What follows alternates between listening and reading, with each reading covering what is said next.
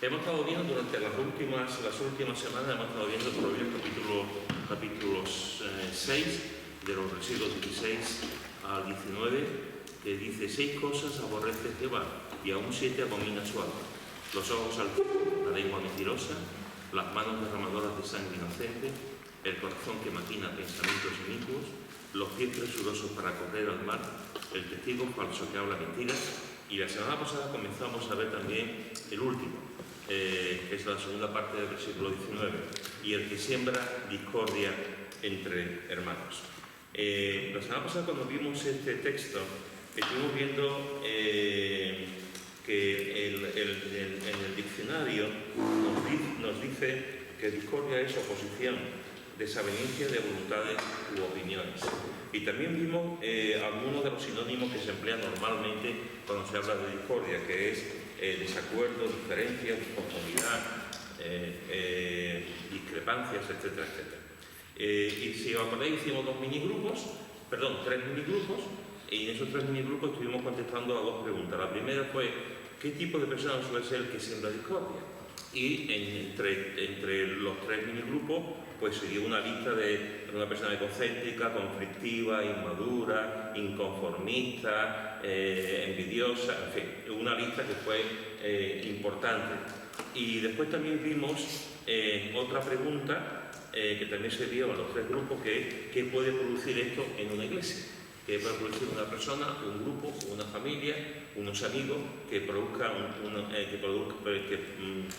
que vayan de esta manera, y que puede producir esto en una iglesia? Y vimos que se puede crear un mal ambiente, que se crea polémica, que se crean divisiones, que no seguimos, no continuamos, no avanzamos en la iglesia, ¿no? Fue alguna de las cosas en las que se comentó la semana pasada con los minigrupos. Y después estuvimos viendo cómo podemos crear discordias. Y vimos que podemos crear discordia con nuestra actitud, y pusimos algunos ejemplos. Si recordáis, que podemos crear discordia con nuestras palabras, con las medias verdades, con frases sacadas de contexto, etcétera, etcétera, etcétera, etcétera. Cuando nos aproximamos a la palabra de Dios, cuando nos acercamos a la palabra de Dios,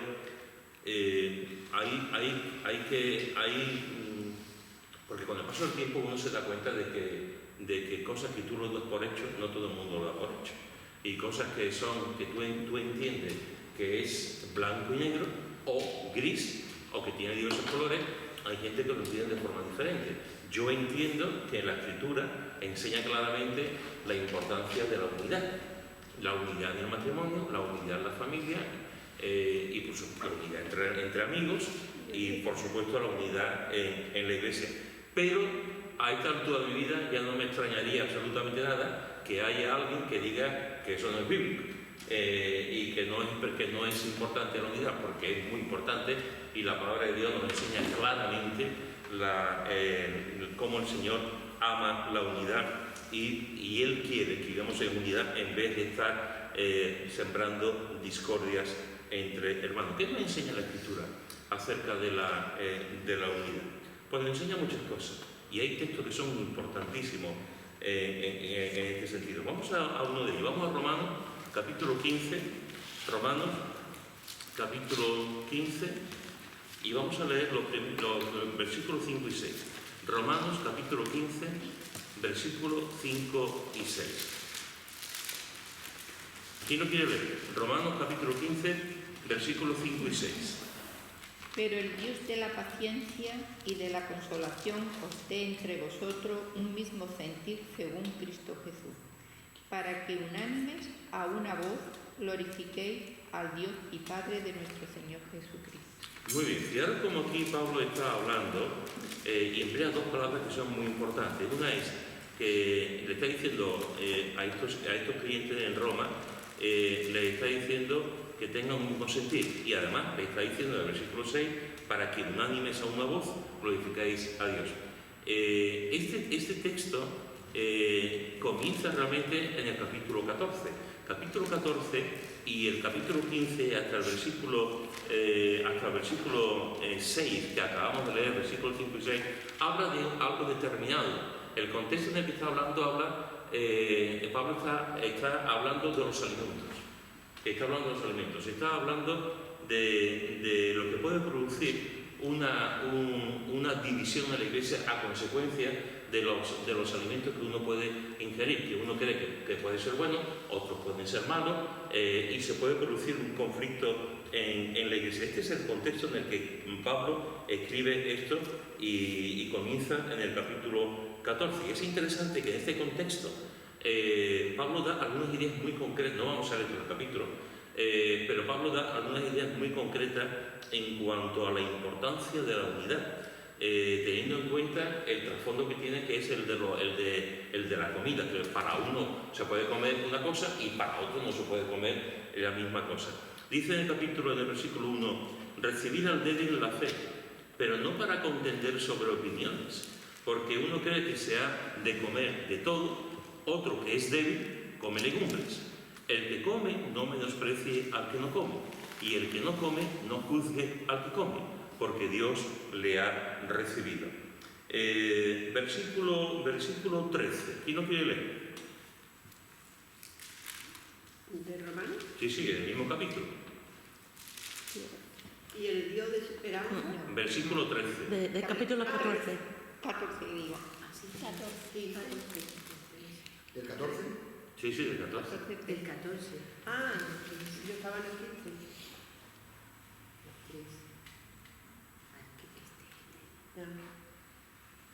Aquí dije el 15. Así que ya no nos juzguemos más los unos a los otros, sino más bien decidir no poner tropiezo o ocasión de caer al hermano. Muy bien, versículo 17. ¿Quién no quiere leer? Porque el reino de Dios no es comida ni bebida, sino justicia, paz y gozo en el Espíritu Santo. Muy bien. Versículo 20.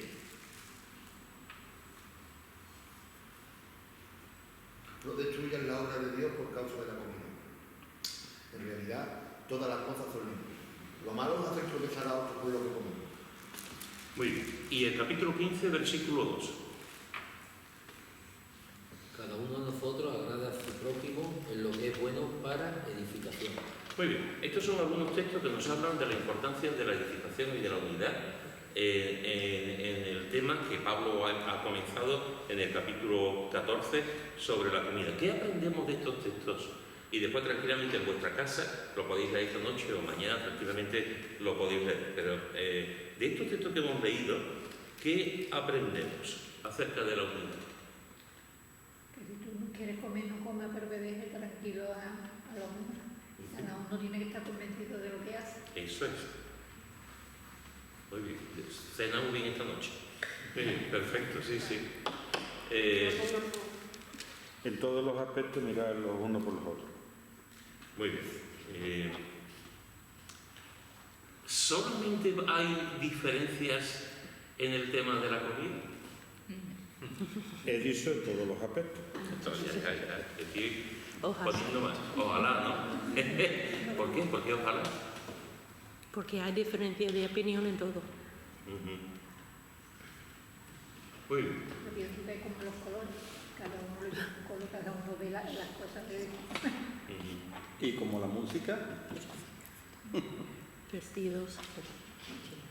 Hay cosas en la escritura que son muy claras y ahí no hay nada ahí. Ahí no hay nada ahí, ¿no? Ahí todos los creyentes pues estamos de acuerdo, ¿no? La mayoría de las cosas que encontramos en la escritura hay unanimidad, hay unidad y hay un mismo sentido. Ahora, después hay una serie de cosas que no tienen que ver con el grado de salvación, ni con las doctrinas de la salvación, ni con el papel de Cristo, ni con la obra de Cristo, pero hay ciertas cosas que, como la Escritura deja como un campo abierto a la hora de pues que cada uno debe, digamos, en conciencia hacer lo que crea correcto.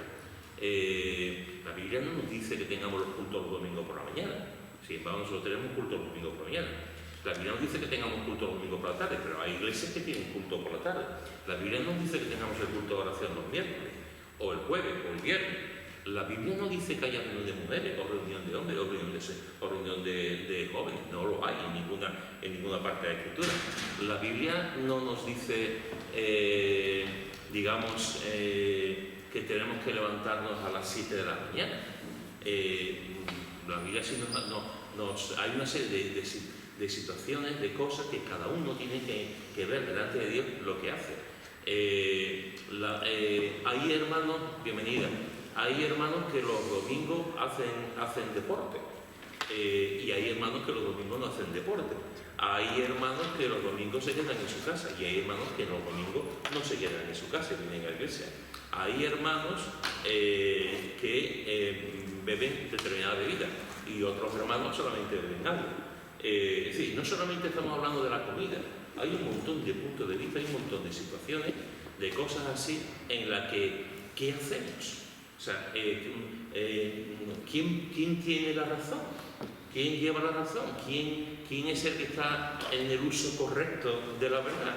Pues cuando son situaciones inconmovibles, doctrinas inconmovibles, doctrinas que no se pueden, todos estamos de acuerdo. Pero hay otras situaciones, como estos ejemplos, y la ropa, por ejemplo. Hay personas que se ponen ropas negras y botas negras. Entonces, y hay personas que a lo mejor pues se ponen, ¿por qué habré dicho eso? Y hay personas que se ponen ropa de colores, ropa de colores. O sea, ¿y cómo tenemos que vestirnos? ¿Con ropa de colores, con ropa negra? Tenemos que ponernos el pelo largo, el pelo corto, aquellos que tengan pelo. Es decir, hay muchísimas cosas. Pero es que son cosas que no son importantes, si no seríamos muy aburridos. Fijaros, son cosas que no son importantes, pero las que estamos aquí, muchos sabemos que son cosas no importantes, pero han producido divisiones, problemas, enfrentamientos en las iglesias, y no son cosas importantes. Es que las cosas que la Biblia no da claridad, por así decirlo, es normal que cada uno tengamos nuestro punto de vista. Lo que tenemos que tener cuidado es no imponer nuestro punto de vista.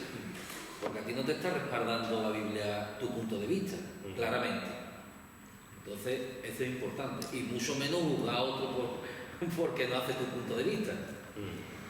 Siempre que la Biblia que te lo respalda la Biblia para adelante. Pero si no lo respalda la Biblia, tú puedes tener tu opinión, yo puedo tener otro criterio, otro criterio. Ahora, si Manolo tiene un criterio diferente al mío, yo no le digo, Manolo, que lo que tú piensas no es lo que yo pienso. Y se va a hacer lo que yo piense. Pues, cuidado con eso. O ya mucho peor juzgarlo, decir, cuidado Manolo que está haciendo esto. Eso no está bien, eso no es de un hijo de Dios. No, a ti te respalda tu pensamiento la Biblia. Entonces es importante, muy importante. En estos detalles que estamos hablando, donde la Biblia, que son cosas, como suele ser muchas veces significantes, pero que puede hacer mucho daño. Puede hacer mucho daño. Lo que sí te enseña la palabra de Dios que vistamos, no es que con botas negras, ni con ropa blanca, ni eso, sino con decoro. Eso sí te dice el Señor. Sí. Totalmente. Pero es que a veces unos tienen un decoro aquí y otros tienen un decoro aquí. Claro. Y lo que para ella a lo mejor es decoro, para otro no le pues falta de decoro, para otro piensa que no lo es. Y entonces se piensa que lo están juzgando y ahí es donde salta la liebre. Sí. Con esto no entro.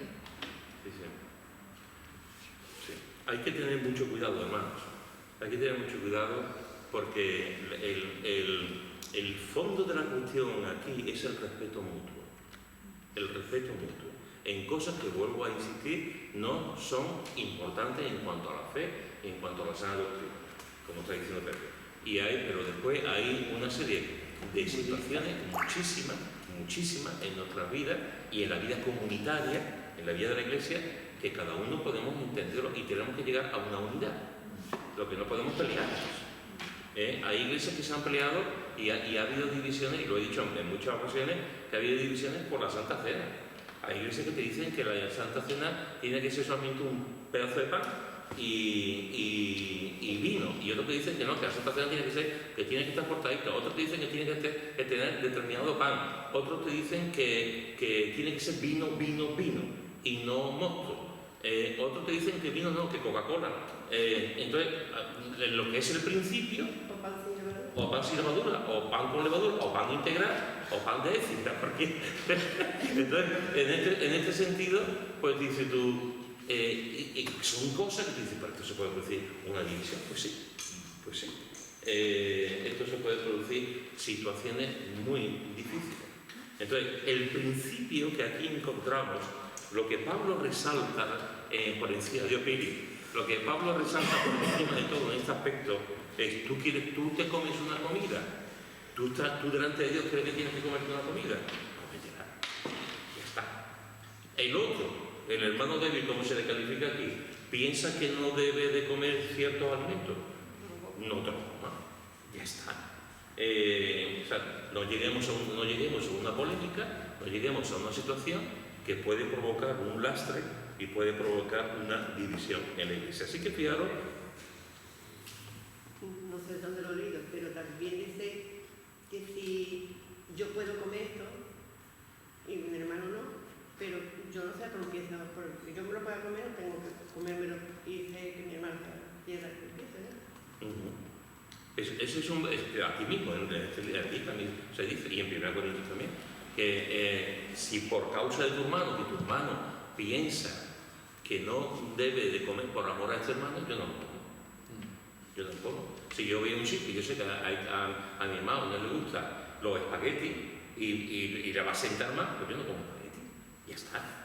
No después en mi casa comer los espaguetis. Pero si a este hermano le va a sentar más, pues no se come los espaguetis. Eso es un principio de amor. De amor romántico. Cuando aquí en esta iglesia se ha hecho que ha habido hermanos que han sido antes que le ha gustado el vino y hemos dicho que se pone la comida vino para que esta persona no se sienta atraído por eso. Y los hombres no han bebido vino. Bien. Entonces, el principio, lo que nos está diciendo Pablo es, en realidad lo que nos está diciendo el Señor, es cuidado. No provoquemos situaciones a las que no tenemos que estar ni mucho menos abocados. Unidad, edificación, como dice aquí, como dice así, que sigamos a lo que contribuye a la paz y a la mutua edificación. Cada uno de nosotros agrade en su prójimo en lo que es bueno para edificación. No destruyas la obra de tu hermano por causa de la comida. Es decir, todas las cosas son importantes y hay que respetar la opinión del hermano, como decía también antes Pepe. Lo que no podemos es imponer. Lo que no podemos es si yo como una cosa determinada, soy un creyente carnal. Y si yo no como una cosa determinada, soy un creyente carnal también, o legalista, o tal. Cuidado. Cuidado. O sea, cada uno haga lo que cree convencido delante de Dios, respetando a la otra persona. Ya está. A mí esta cosa me hace pensar que somos una iglesia muy privilegiada, muy protegida por el Señor en este aspecto, porque no somos una iglesia polémica en este aspecto. Y en el tema de canciones, cantamos canciones de todo tipo en todo el mundo, para agradar a todo el mundo. Por ejemplo, también a la iglesia hay mucho más adoración y a la iglesia hay mucho más. Y iglesia hay que no hay nada más que himno. Exactamente, nosotros somos una iglesia que cantamos himnos, cantamos canciones de adoración, cantamos en el tema de la alabanza, en el tema de la cena tampoco tenemos. Yo he escuchado que la mayor parte de divisiones en la iglesia se han producido por el tema de la música. Exactamente, y nosotros somos una iglesia muy privilegiada. Por ejemplo, yo he puesto el tema de la música que a mí me atraga, ¿no? Pero tampoco tenemos problemas, por ejemplo, en la cena, no tenemos problemas a la hora de los cultos, no tenemos, y en verdad sí tenemos que darle gracias al Señor por esas cosas. Somos una iglesia que en ese aspecto, a nivel colectivo, vamos bien. Hay iglesias que tocar las palmas sabe como pecado. Fíjate tú. Y se producen divisiones por tocar las palmas. Hay iglesias que no te puedes levantar en medio del culto, tienes que estar todo el tiempo sentado, o al revés. o al revés. Hay iglesias que el culto es 1 hora. Si el culto es 1 hora y 10 minutos, ya te miran como a la cara. Ya casi. Te miran como a la cara, sí. Y hay iglesias que son 3 horas. Y si el culto es 2 horas y media, te dice, ¿qué está pasando aquí? Sí. Me acuerdo de una iglesia que fuiste a predicar y llegó un momento que tú estabas predicando y uno de los ancianos se levantaron y se puso delante. Que se puso delante. Se puso delante de la Se levantó, se puso Pero para cortar la predicación. como diciéndole, se acabó. ¡Wow! No lo puedo creer. ¿Cómo? Así No me es, acuerdo. sí. Que dice que estuvo Pedro, ellos estaban en la Pedro. iglesia y Sí. Pedro estaba predicando y se le puso un anciano delante, Ahí, de frente, para decir que cortara ya la para que predicación. ya cortara. O sea, a modo de me levanto y ya estoy dando paso a que termine. O termina. A que termine. Oye, tendré que escribir un libro también. Desde la iglesia, o mira, pero encima un invitado. Y que, A mí me han tirado tomate y pimiento, vamos, eso. bueno, tú lo pones en la bolsa. Y además eso invitado a predicar. O sea que Por eso te digo que más que. en un momento se levantó y se puso a su lado, como diciendo, se acabó. Señores, Ya que estamos en el tema de cultos y músicas y eso, a mí me edificó mucho, ¿cómo era tu nombre? De Siberia. De Siberia. Ella unía. Bella Unía.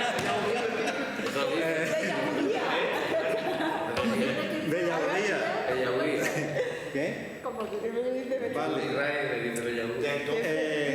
Pues una de las veces que estábamos cantando, estaba en el proyector una frase que, digo, no, pensé yo, digo, no,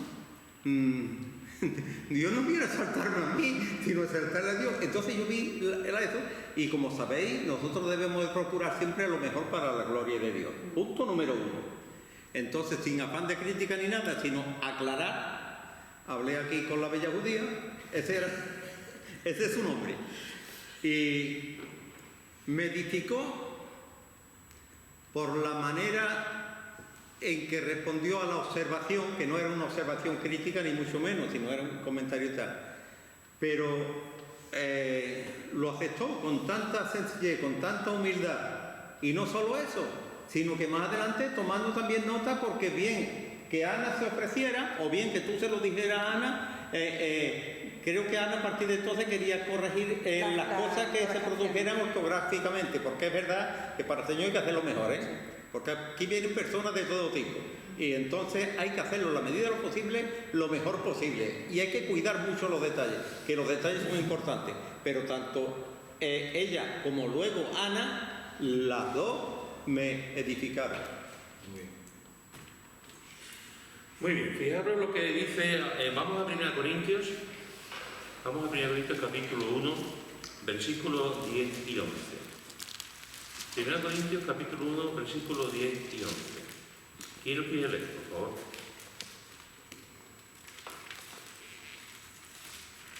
Os ruego pues, hermanos, que por el nombre de nuestro Señor Jesucristo, que habléis todos una misma cosa y que no haya entre vosotros divisiones, sino que estéis perfectamente unidos en una misma mente y en un mismo parecer. Porque he sido informado de vosotros, hermanos míos, por los de Cloé, que hay entre vosotros contienda. Muy bien. ¿Qué os parece este texto? Estos dos versículos. ¿Por qué Pablo escribe esto? Porque es una balsa de aceite nada más. Porque los puntos de una balsa de aceite, efectivamente. La iglesia de Corinto era una balsa de aceite muy buena. Por la base, cada uno era de alguien. claro, por eso, por la base de que uno decía yo soy de Pablo, otro yo soy de... Pues había de cada uno de un lado. No solamente porque había grupos, que era la base principal por la que está escribiendo. No solamente porque había grupos, es que era una iglesia en la que había grupos, había divisiones. Era una iglesia en la que estaban permitiendo un pecado donde un señor estaba teniendo relaciones o bien con su madrastra o con la esposa de su padre, y la iglesia lo estaba permitiendo. Una iglesia donde tenían muchos carismas, muchos dones y vivían de forma muy carnal. Es decir, había un montón de problemas en la iglesia de Corinto. Uno de esos problemas importantes que Pablo plantea desde el principio son los grupos. Los grupos en la iglesia. ¿Son malos los grupos en la iglesia? No me cansaré nunca de decir que no. Los grupos en la iglesia no tienen por qué ser malos. No tienen por qué ser malos que un grupo de jóvenes se junten entre ellos. Que son chavales que tienen 15 años, es normal que se junten entre ellos. No se va a juntar con gente de 90 años, que también, pero lo normal es que se junte con 15. ¿Es normal que la gente que tienen ya 50 y tantos años se junten entre ellos? Pues claro que es normal que se junten entre ellos porque tienen los mismos intereses, las mismas cosas. ¿Es normal que los treintañeros se junten entre ellos? También, porque ya tienen los niños, van a hablar de los niños, van a hablar de los pañales, van a hablar del colegio, van a hablar es que es normal, porque hay intereses. ¿Es normal que haya hermanos que por cultura, por afinidad de carácter, se junten entre ellos? Pues claro que es normal, y no tiene por qué ser malo, ni pecado, ni mucho menos. Es normal que haya personas, digamos, que son un poco, pues, digamos, tímidos y se junten entre ellos. Pues es normal, porque se animan mutuamente. Ahora, el problema es cuando los grupos crean divisiones. El problema es cuando los grupos se convierten en algo exclusivo. El problema es cuando yo no dejo entrar en mi grupo a nadie. Ese es el problema. Que de hecho ocurre tristemente y se hace daño. Yo tengo mi núcleo, tengo mi grupo, tengo mis amistades y no permito, no dejo que nadie entre. Entonces eso es malo, muy malo. Eso es pecado. Eso tiene un corazón malo, porque los grupos por afinidad son buenos, por los mismos intereses, por la misma vocación, que puedan salir, que puedan pasear, que puedan ir al cine, está bien. Ahora, cuando ponemos barreras a los demás, eso está mal. Y eso no se puede ni se debe de hacer. Eso es provocar daño tontamente a gente que a lo mejor incluso se van a ir de la iglesia porque no se han sentido aceptados en ese grupo. Pablo está diciendo aquí, cuidado, que me he enterado por la familia de Cloé, me he enterado de la situación que está ocurriendo en la iglesia. Cuidado con las divisiones, porque unos dicen que son de Apolo, otros dicen que son de Pedro, otros dicen que son de Pablo, otros dicen que son de Cristo. Cuidado, que está diciendo. Y fijaros que está diciendo Pablo cosas muy importantes.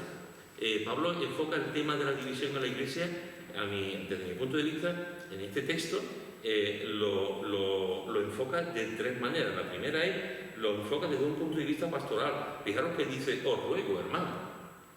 Pablo podía haber hecho así. Pablo podía haber hecho así y decir, oye, que yo estaba ahí, que la iglesia ha crecido, que la iglesia ha estado conmigo y eso. Podía haber, digamos, actuado con autoridad pastoral, que la tiene. De hecho, actúa con autoridad pastoral. Pero en vez de enfocar de esa manera, lo enfoca desde una premisa que es tierna, que es buena. Os ruego, pues, no lo hace en la imposición, sino como un ruego. Os ruego. Es decir, aquí hay un problema. Pues yo ruego a vosotros, iglesia, que lo planteéis. Ruego a vosotros, iglesia, que tengáis una actitud diferente. Entonces lo hace desde un punto de vista muy, digamos, sano, terapéutico, humilde. No quiere desde el principio causar conflictos en la iglesia. Además que dice hermanos. Eso es. O sea, que él también entra como, digamos, en esa familia. En esa familia. Que estando enfadado, como digamos, estando preocupado de haber dicho a los de la iglesia, a vosotros, sino que él también entra en ese grupo de hermanos. Perfectamente. Pero no solamente entra dentro de ese grupo, es que a todos los engloba como hermanos. Él no está diciendo, los que son de Cefas son más hermanos, los que son de Apolo son más hermanos. No, él está diciendo, hermanos. Cantando hay un toque ahí, que somos hermanos, independientemente de la persona o del grupo en el que estemos o que consideremos que es más importante. Él está diciendo, hermanos. Después lo hace en el nombre de Cristo, por el nombre de nuestro Señor Jesucristo, como si Cristo fuese testigo y con la autoridad también del mismo Jesús. Y fijaros que llama a la unidad, que habléis todos una misma cosa. Es decir, que habléis todos una misma cosa significa que lleguéis a un acuerdo. Que lleguéis a un acuerdo y que no haya entre vosotros divisiones. que haya entre vosotros un acuerdo para procurar que no ocurra entre vosotros divisiones. Es interesante que el verbo está en presente de subjuntivo, lo que indica que cuando Pablo escribe esta carta proseguían las divisiones en la iglesia. Pero cuando Pablo está en la carta es que el tiempo hacía, pero no es que se hubiese acabado las divisiones, no, es que estaban ahí, por eso Pablo escribe la carta. Estaban ahí, con el tiempo pues las posturas se habían enquistado y no había un proceso, no había un avance. Y Pablo está diciendo, os ruego, hermanos, en el nombre de nuestro Señor Jesucristo, que no haya entre vosotros divisiones, sino que estéis perfectamente unidos en una misma mente y en un mismo parecer. La palabra que aquí se traduce como divisiones en el griego es schismata, que no tiene nada que ver con el chisme. Schismata, que significa partir, rasgar, destrozar, y la palabra cisma, que viene en nuestro castellano, en nuestro español. Es decir, cuando está hablando aquí Pablo de la división, está hablando que las divisiones están partiendo la iglesia de Corinto.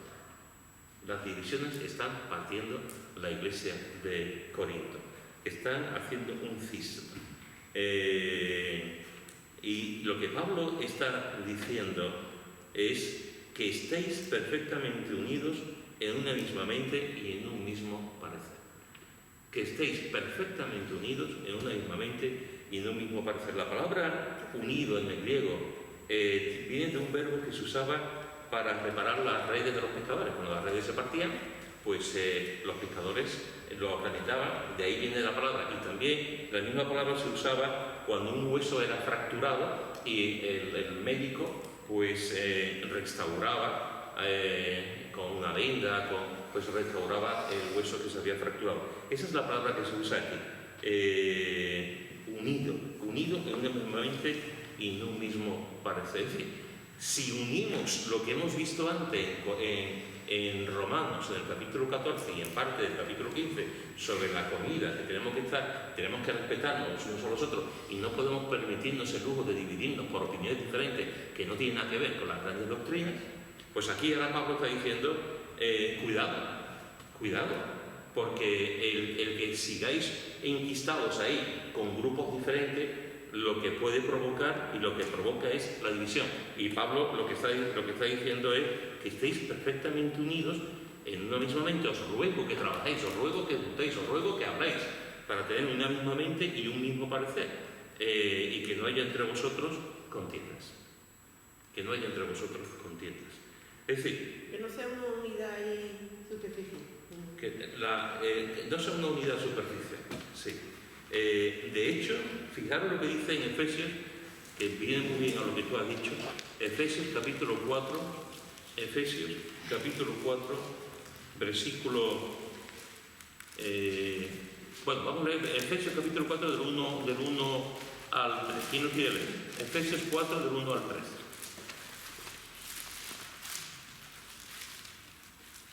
Yo pues preso en el Señor, os ruego que andéis como es digno de la vocación con que fuisteis llamados, con toda humildad y mansedumbre, soportando con paciencia los unos a los otros en amor, solicitos en guardar la unidad del Espíritu en el vínculo de la paz. Muy bien.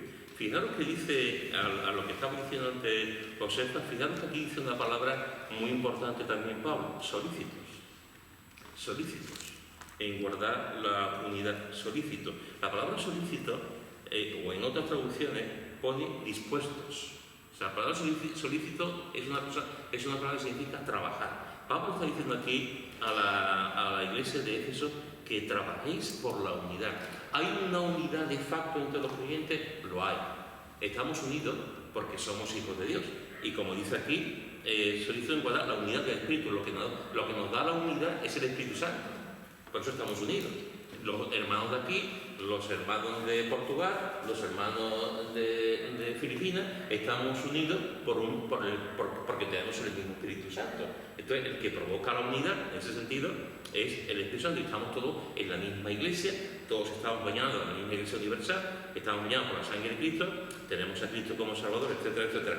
Pero fijaros que Pablo está dando aquí una serie de claves para la unidad. nos está diciendo, primero, que andemos como es digno de la vocación con que fuiste llamado. No se puede andar en el Señor de cualquier manera, no se puede actuar de cualquier manera. Esa manera de andar entre nosotros es con humildad, fijaros que dice con toda humildad, con mansedumbre, soportándonos. Y la palabra aquí griega es una palabra que tiene que ver con la idea de soportar un gran peso. Soportar un peso, y tienes que aprender a soportar, como muy difícil, ¿no? Aprender a soportar ese peso. Con paciencia. ¿Cómo nos podemos soportar los unos a los otros? ¿Dando un bofetón? Pues sí, de una manera, pero, pues, en fin, va a traer problemas. ¿Cómo nos podemos soportar unos a los otros? Pues hablando mal por la espalda del otro. También lo podemos soportar, pero tampoco nos va a edificar. ¿Cómo nos podemos soportar unos a los otros? Pues diciendo barbaridades de la persona. Lo que la palabra de Dios nos dice es que tenemos que aprender a soportarnos con paciencia. Con paciencia. Porque déjame decirte algo que tú sabes de sobra. Soportarte a ti es muy complicado. Soportarme a mí es muy complicado. Tenemos que tener mucha paciencia para soportarnos los unos a los otros. Ninguno de los que estamos aquí, como decía nuestro hermano Esteban, tantos años en la iglesia, como decía, ninguno de los que estamos aquí somos angelitos.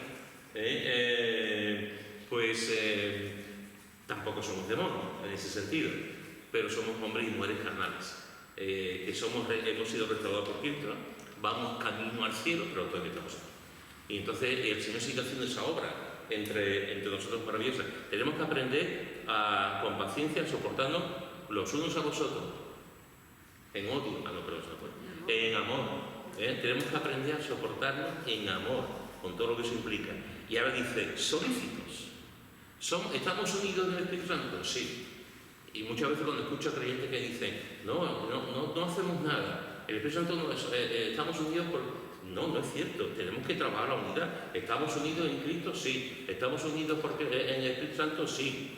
Pero dice solícitos. Es decir, trabajar por la unidad.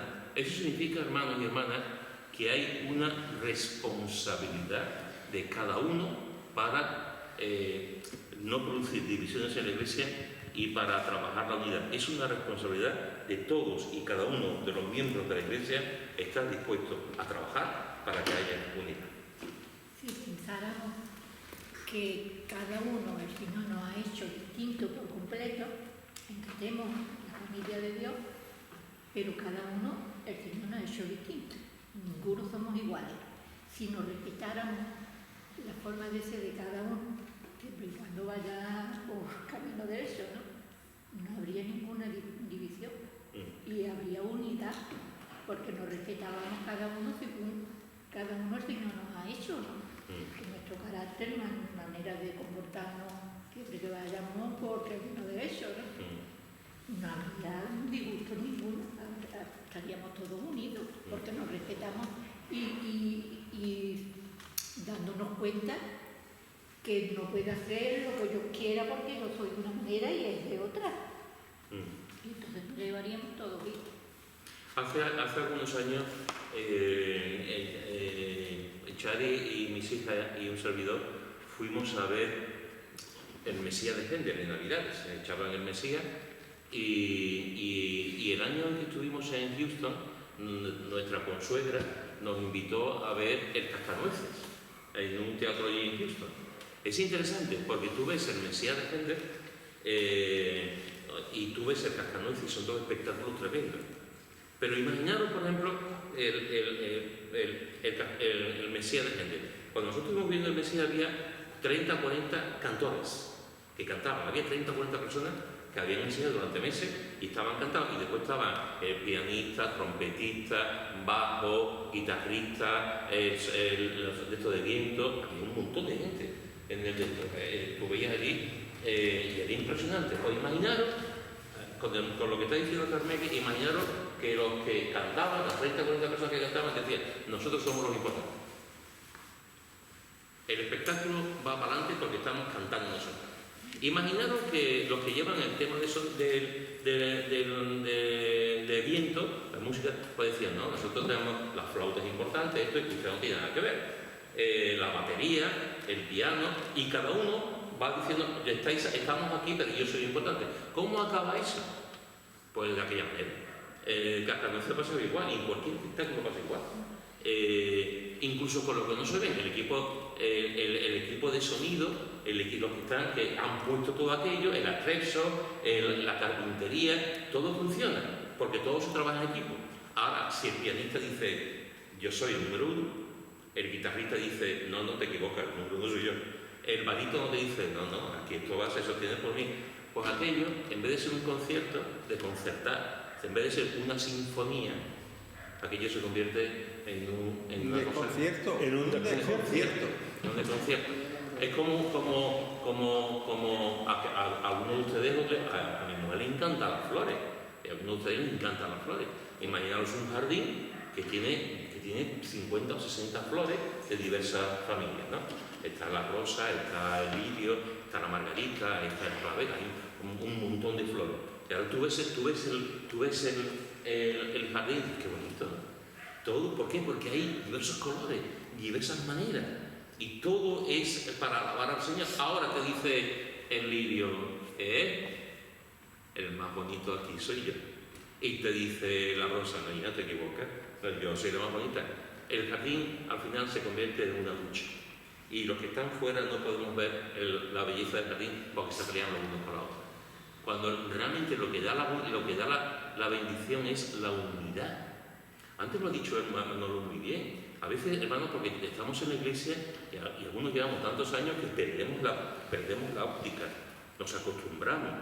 Pero una iglesia unida, una iglesia donde todos somos importantes, una iglesia donde uno no prima por encima del otro, donde tenemos diversos ministerios, diversos dones, diversas maneras, cuando todo eso confluye en darle la gloria a Dios, esto es una bendición, y a veces pues no somos muy conscientes, eso nos pasa. Y cuando estamos en una iglesia donde sí hay un montón de problemas, de situaciones, de conflictos, tú dices, Señor, aquí tienes que trabajar aquí, porque esto realmente es triste. La gente pues no vive la unidad. Una iglesia unida es una iglesia bendecida. Yo no estoy diciendo que no haya problemas, no estoy diciendo que haya conflictos y situaciones, porque sería irreal. En todas las iglesias hay conflictos, en todas las iglesias hay problemas, en todas las familias hay situaciones, en todas. Pero puede más la unidad, el sentido, el solícito, el trabajar por la unidad antes que otra cosa. Entonces, eso es algo que la Escritura nos enseña claramente, nos lo enseña en Roma, nos lo enseña en Corinto, nos lo enseña en Éfeso, trabajar por la unidad. Y aquí voy a terminar. Aquí termina, son las 9:15, y aquí voy a terminar. Es que como dice en el versículo 3, que la unidad es una de las funciones del Espíritu, la unidad de la Iglesia, como tú lo dices en el versículo 3. Y es verdad que el Espíritu guía a ellos. Otra cosa que nosotros nos dejemos guiar, es muy diferente. Entonces es importante, mucho la oración. Y que el Señor, que el Espíritu Santo nos mueva a paciencia, a amor y a mansedumbre en esto, porque es complicado en un sitio con tantas maneras de ser, con tantas caracteres diferentes, está hundido. Entonces es importante tenemos que orar para que el Espíritu Santo guíe y nosotros nos dejemos guiar por él. Exactamente. Es importante cuando se llega a la paciencia, cuando el Espíritu Santo te da la paciencia y te llega el amor, viene después la admiración. Cuando tú estás mucho con tus hermanos, cuando tú estás y ves el trabajo de los demás, cuando tú admiras el trabajo que hace un hermano, sea el trabajo que sea, ahí hay bendición, mucha bendición. Y hay que aprender a mirar a los demás. No es malo, No es malo. Además te agradezco que hayas dicho esto, porque normalmente no se dice esto. Normalmente no se dice esto. Parece que es algo... El sentido de admiración es un buen sentido. Sí. Otra cosa es admirar de forma, digamos, para conseguir un propósito o algo. Pero cuando todos tenemos a gente a la que admirar, todos. Y cuando tú amas a una persona, también admiras su trabajo, cómo hace las lentejas, cómo pinta, cómo se esfuerza, cómo su sentido de responsabilidad. Es verdad. O sea, y una de las cosas que a lo mejor tenemos que trabajar más, en ese sentido, admiramos a Cristo por encima de todo, por supuesto. Pero hay personas, y ese sentido de decir, el sentido del ejercicio, de admirar el trabajo de esa persona. El esfuerzo y la paciencia y muchas cosas. Sí, sí. Chari. No, estaba pensando, como estaba hablando de esto de los grupos, que lo importante no es que haya un grupo de, a lo mejor de jóvenes, pues es normal, o de que tienen 40, se reúnen con los que tienen 40, los que tienen los niños chicos, hacen más unidad. Pero cuando hay un problema de que se sabe que se está creando una división, porque no se está de acuerdo en eso, hay que papel coge la iglesia. Hay disciplina, hay llamada a capítulo. ¿Qué se hace? ¿Cuándo sale? Perdona que no me he enterado. Cuando, sí, los grupos, eso que es bueno, pero que cuando hay un grupo que puede crear una división porque tenga distintas ideas, porque no esté de acuerdo, ¿qué hace la iglesia? ¿Pasa la mano o tiene que poner un orden o una disciplina o ¿qué se hace? La semana que viene continúa. La semana que viene, porque además está dentro del estudio. La semana que viene, recuérdamelo, porque además creo que la misma palabra la semana que viene va a actuar, y sabiendo que es muy difícil, sabiendo que es muy difícil, sabiendo que la situación es muy delicada y que hay que tener mucha seguridad. Pero también es verdad que la palabra de Dios, igual que nos enseña a estar unidos, también nos enseña que hay ciertos momentos en que hay que parar. Y eso lo vamos a ver a saber. Sabiendo que es un tema muy complicado. A veces es complicado, otras veces no. Otras veces es muy sencillo. Pero lo veremos la semana que viene. ¿Alguna otra cosa más?